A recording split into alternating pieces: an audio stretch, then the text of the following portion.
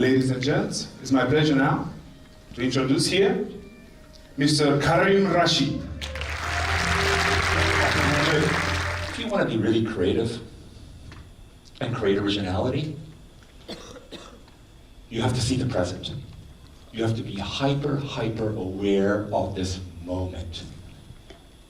So I say for many years now, creative people don't see the future. Artists don't see the future. They see the present. Everybody else sees the past. And the majority of us live in the past. So if we live in the past, then our expectations are of the past, not of the present.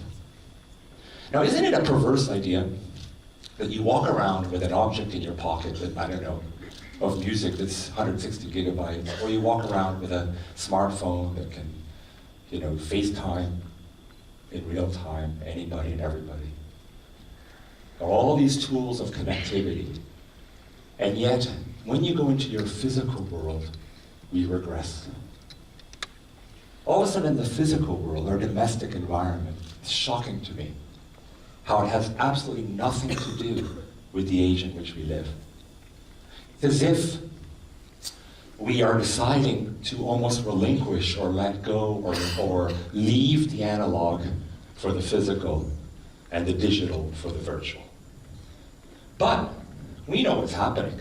We know that if I can pick up a mug and that mug tells me what fluid is in it and how many calories I'm consuming or how much water I'm consuming in a day, a smart cup. We know that's on the market now. We know that there's a plethora of smart products. For good or bad, many of these products are experimentations into the beginning of the digital age and the sense of bringing the digital age and the physical world more inseparable. Now, I do a lot of projects, a lot of interiors, now I'm doing a lot of building. And I'm up against this because if I'm doing something that's like a budget hotel, or I'm doing buildings right now, I'm doing 4 buildings in New York that are all very low priced, super high designed condominiums. That's the whole idea. You walk in there and those buildings are built probably cheaper than anything that's being built in New York, and they're going to be far better. But you think I can make a curved wall? Or do something that's two-dimensionally curved? No. Why? Because the technology and the machinery is not in place yet to build architecture to be able to economically produce organic space. I spent my 14 days in a hospital in New York 5 years ago. I had cancer, and those 14 days lying in that room, it was the most depressing place. It was basically that room was telling me I need to die. It was for death. It was written death all over the hospital.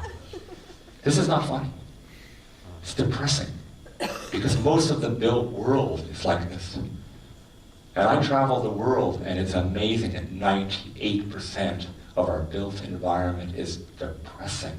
And if I go back to that notion of phenomenology, about feeling alive, how can I feel alive in all that?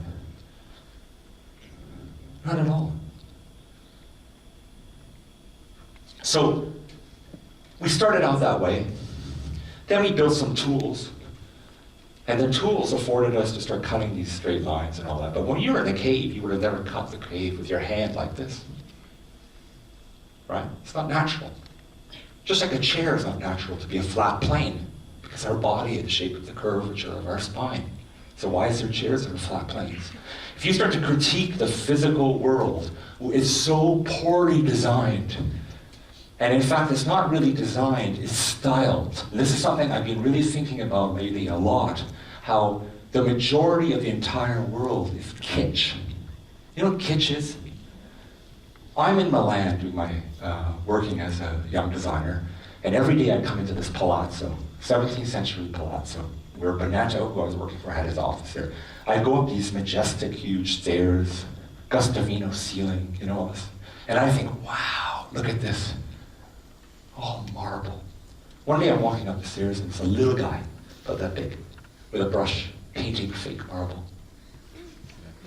And I looked at him and I said to him, what are you doing? Well, fine. He said, this is all just stone, it's not marble, it's fake. Fake! Trump doy, fake! So kitsch is not just a half-scale Eiffel Tower in Las Vegas. Kitsch is a cheap replica of the original or authentic. So if you walk into your house and you have a nice big chandelier there, it looks like it's from Louis XVI. It's kitsch. Thank you, everybody.